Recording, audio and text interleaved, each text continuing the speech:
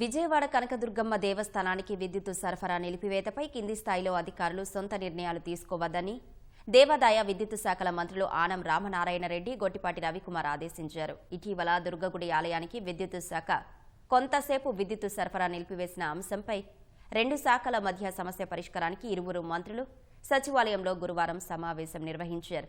ఇగోలకు పోకుండా ప్రజల కోసం పనిచేయాలని రెండు శాఖల అధికారులకు మంత్రులు దిశానిర్దేశం చేశారు. ఇలాంటి చర్యలు పునరావృతం కాకుండా చర్యలు తీసుకోవాలని తేల్చి చెప్పారు. ఆలయం తరపున చెల్లించాల్సిన విద్యుత్ బిల్లుకు ఆలయానికి చెందిన సోలార్ ప్లాంట్ ద్వారా జరిగిన విద్యుదుత్పత్తి లెక్కలను మంత్రులు కొలిక్కి తీసుకొచ్చారు. దాదాపు 3 కోట్ల విద్యుత్ బిల్లులో 2 కోట్లకు పైగా విడతల వారీగా జమ చేసేలా నిర్ణయం తీసుకున్నారు.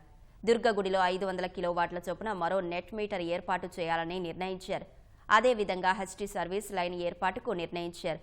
3 కోట్ల మేర విద్యుత్ బిల్లులు చెల్లించాలంటూ గతేడాది ఆగస్టులో విద్యుత్ శాఖ అధికారులు నోటీసు అందించినా సకాలంలో స్పందించకపోవడంపై మంత్రులు ఆక్షేపించారు.